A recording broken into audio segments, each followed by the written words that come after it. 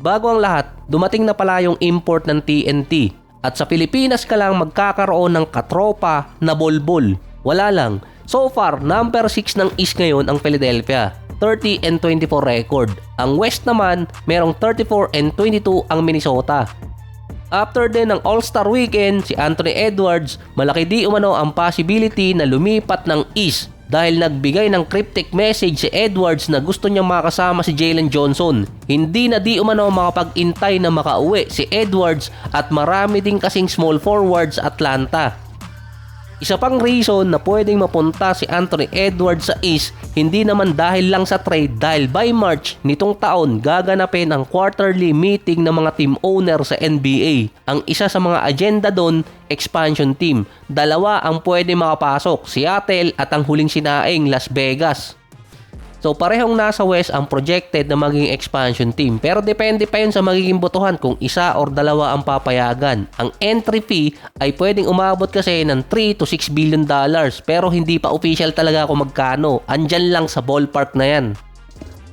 Ang Minnesota ang isa sa willing mag-relocate. Mare-relocate sila pero hindi sila umaalis ng kanilang city. Ganun sila kalupit. 3 teams kasi ang pwedeng pagpilian na malipat sa East kung sakaling payagan ang dalawang expansion team. Andyan ang New Orleans Pelicans na originally galing naman talaga ng East bilang Charlotte Hornets bago sila nag-relocate. Kasama pa doon ang Minnesota at Memphis. Ang pinaka frontrunner talagang malipat Minnesota. Ang Minnesota ang may pinakamalayong agwat sa mga West team. Problema pa sa kanila yung travel time. Kaya sila ang possible na malipat at papabor din naman sa Minnesota dahil makakatipid sila sa travel time. Kapag tiningnan pa sa mapa, ang pinakamalapit na team sa Minnesota ay Bucks at Bulls. Kung West naman, ang pinakamalapit sa kanila, Memphis at Denver.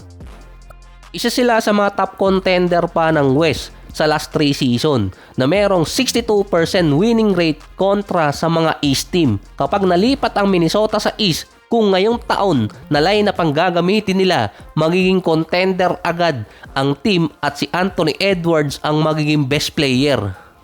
Ang build ng lineup ng Minnesota ay pang West para tapatan ang mga teams gaya ng Nuggets, Rockets, San Antonio, Thunder at kahit sinong contender na nasa West. Kaya kapag nalipat sila ng East na ganitong lineup ang gamit nila, malaki ang chance na maging contender sila ngayon dun. Hypothetical na projection ng Minnesota kung sakaling 2026 lineup ang gagamitin nila kontra sa East at andun na sila, magkakaroon ng 54 to 56 win record. Number 1 or number 3 record sila ng East. Sila din ang magiging best team over Boston, Cavaliers at Knicks.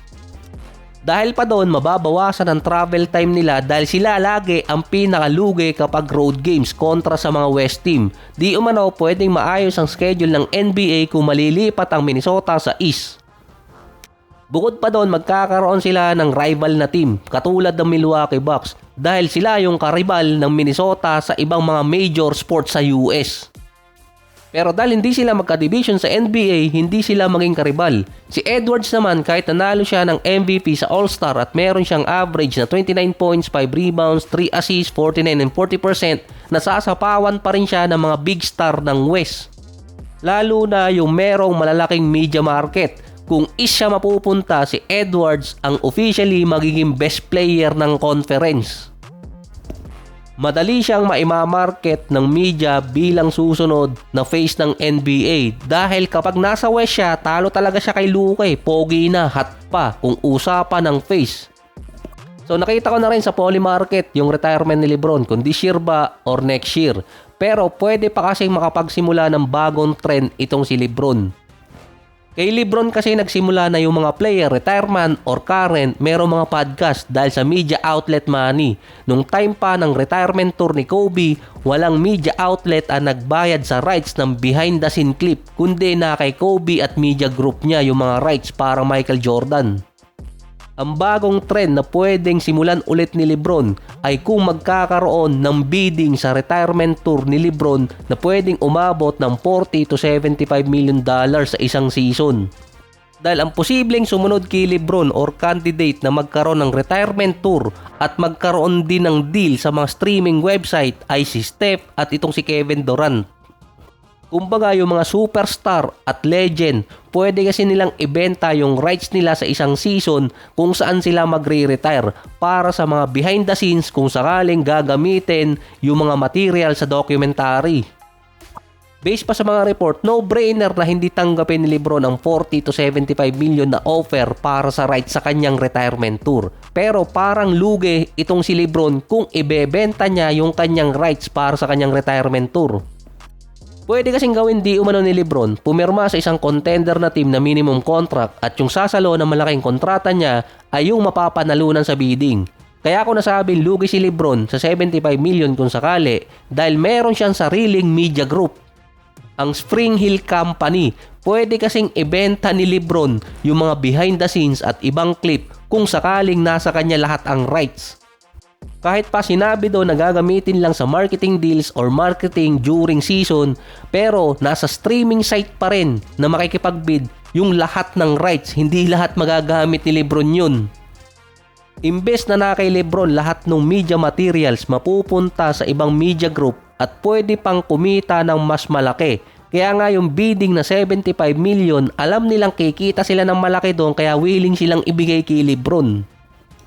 Pero nakadepende pa rin naman kasi yun kung anong deal ang kukunin ni LeBron at kung anong deal naman ang ibibigay ng streaming site na pwede makipagbid sa kanya. At ang isa pa doon, hindi papalagpasin ni LeBron na makabawi yung kanyang Spring Hill Company. Dahil noong 2021, ang value ng company niya or media group niya nasa 700 million. Kaya nga siya naging billionaire. Pero noong 2022 hanggang 2025, nalulugi ang company ni LeBron. At yung mga clips galing sa retirement niya ang pwedeng gamitin para makabawi.